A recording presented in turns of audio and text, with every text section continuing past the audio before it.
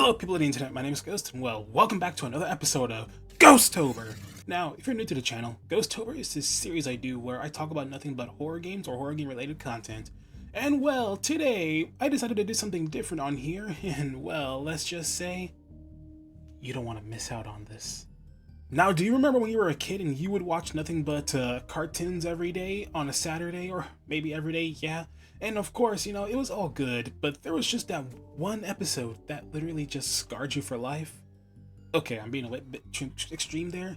Let's just say it just creeped you out. And well, that is what I'm here to talk about today. We're here to discuss creepy episodes and kids shows, and well, that's all I can really come up with, so yeah. But anyways, I'm excited too much, so let's get into it. Now, I'm going to start out with my personal favorite, and that would literally be the episode from SpongeBob Season 2, Graveyard Shift. Now, everyone I know, or you guys, might have already known about the episode so far, so I won't really get into full detail, but for the new ones out there, let's just say that SpongeBob and Squidward decided to work night shift because Mr. Krabs was money hungry, and of course, Squidward thought it was a good idea to scare Man Bob with a story about some former fry cook that literally cut off his own hand by mistake with a spatula. Well, I don't have my spatula right now. It's currently in the dishwasher, so you're going to have to deal with this JPEG image I have here. But yeah, I guess what made it creepy so far would be the fact that the story did come true, because the three segments where the lights would start flickering, the phone would ring, and there'd be no one there.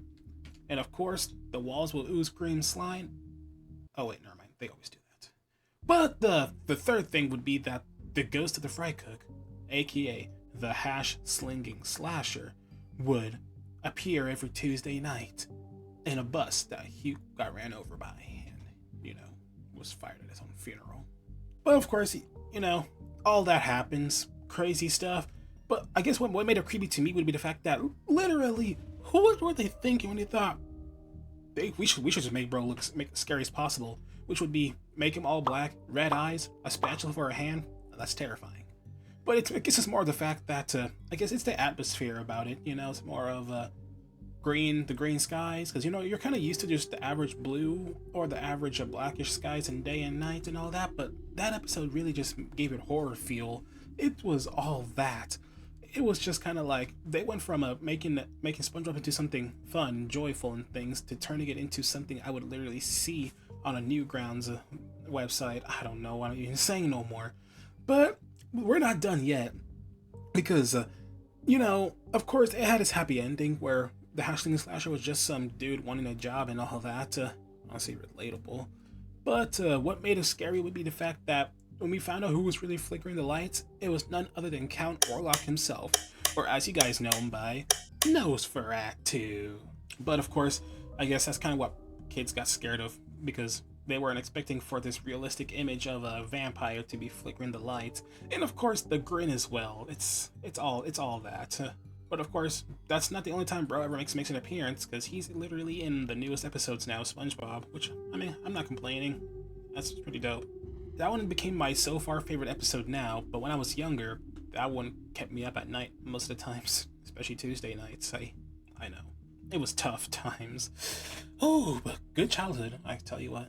Now, aside from all that, we also could not forget about one other show, which is literally just about scary stuff 24/7, and that would be Courage the Cowardly Dog. Now, you might have already known about the show because everyone has known that so far. If you're an early 2000s kid or whatever, I bet you are. If you're watching this, congrats, you're on this video now. But, you know, out of all episodes, of course, it does take place in the middle of nowhere, and these strange things keep happening. But there were like 2 episodes that literally just felt like creepypasta to me.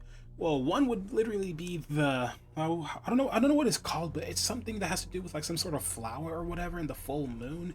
And the only thing I remember from that episode was literally the fact that there's this giant floating talking head that just looks like something I would honestly expect to see Matt Tonight's younger brother look like. I don't know what I'm even saying no more, but still, it's just creepy. It really is, because it's literally a realistic head. I'm not even sure if it is realistic, but it looks realistic to me. And I don't really look. I'm sorry. It's just been a long time since I've seen this, but it's just wow.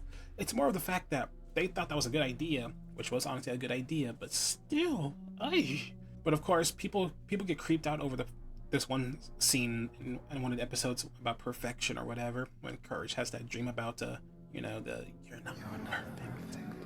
Like I don't really see how that's creepy. It's just a dream. So yeah. But of course, if you want to talk about Courage, you guys are probably most likely know this one episode, which, you know, it's not scary, but it's just freaky, which is literally King Ramses' curse. Now, you guys might actually know that episode because everyone has seen that episode at least one time. You can't deny it. You've seen it. I know you have. You don't gotta lie to me. I know you've seen it, so don't lie to me, okay?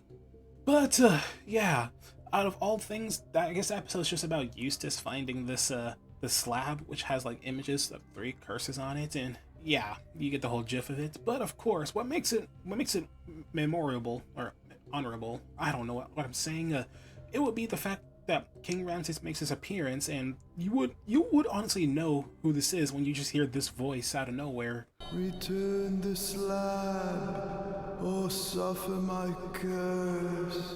But yeah, you guys have seen this. You can't deny it. We've all seen it. It's just more of, I guess, the whole episode's just about surviving the 3 plagues, which was be like, if I remember correctly, it would be the locust, some awful music. I mean, Playlate Cardi can be better, but you know. And the last one will be a flood, if I remember. Was it a flood? I don't actually remember. Was it a storm? I have to look this up myself at my own time. But yeah, so far I only know King Ramses' curse just by King Ramses himself. Ohayou gozaimasu, o genki desu ka? Banana here. Now you guys probably thought that I was dead. Well, guess what? I'm not. I was actually on vacation for at least a while, and you know, let's just say I needed the break because being in the closet sucked. But anyways, we're not talking about that. Today, I'm actually here to do the question of the day segment. So, for you guys out there, quick question of the day. What are your guys' favorite kids shows growing up? Now, it can be anything, honestly, so comment down your thoughts right down below. And well, I'll get you back to your messages. Now, before we get into our final one, here are some honorable mentions, and well, for our first one, of course, we've got ourselves the cat from a Flapjack. Now, that one is only creepy because of the close-up shot, but you know, when it's like in its animated phase, it really means nothing to me. But what makes it creepy is the fact that, you know, the close-up, it looks a bit realistic with the black eyes and the teeth and all that. So like, that was totally not needed, but at the same time it was, because it looked creepy, and creepy is awesome sauce. Well, there are my honorable mentions, and if I missed any, comment down below which ones I missed, and you know, I'll check them out. But anyways, on to our final one. Now, we're moving aside from the cartoons and stuff, and we're moving to realism. And that's right, I'm talking about Are You Afraid of the Dark? Now, if you guys know what Are You Afraid of the Dark is, let's just say it is kind of like Goosebumps, but not really. Instead, it's more of this group of kids, aka the Midnight Society, like to tell scary stories around a campfire and all that. Honestly, I wish I could have done that when I was a kid. But no, I chose to buy a PC instead. But anyways, aside from all that, there is one episode, well, there are some episodes that are creepy, especially one with a clown. I remember that one. It was scary. But one that literally stuck to me would literally be The Tale of the Dead Man Float. Now, it's been a while since I've seen the episode, but I can give you an idea about it, and let's just say a ghost haunts a school pool. And let's just say it's intense. Not intense as in it's graphic or nothing, it's just the ghost itself. It literally looks like something straight out of The Evil Within, Resident Evil, or maybe Silent Hill. Now, I don't know what they were thinking about this. It does not look kid-friendly. Now, I get that it's supposed to be like a show on Nickelodeon and stuff, and you know, it's supposed to be about scary stories, but what did they think was a good idea with this character? Like, they made a nightmare feel to the point where even I wouldn't want to go into my pool no more. Like, I would be afraid to open my eyes underwater, or maybe just even swim in general. I would even be afraid to take a shower because I feel like murder might be behind me, and I'll be uncomfortable. But still, it's the way the character looks. Like, it literally looks like a rotting corpse. It's all reddish and stuff, and it's just, it literally looks like teriyaki chicken.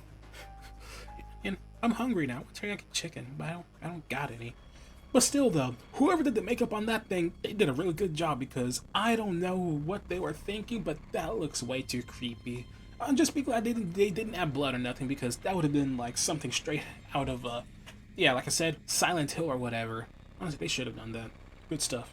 I'm honestly surprised that no indie video game developer made a horror game based off this, because that would actually do some good numbers. I would even play it myself if I could. To anybody watching out there who makes video games, if you can make something like that, I would totally play it. Trust me, I will. And well, there you have it, folks. That was the creepiest episodes in kids shows. And honestly, for myself, they're not really all that creepy anymore once you start growing up and things.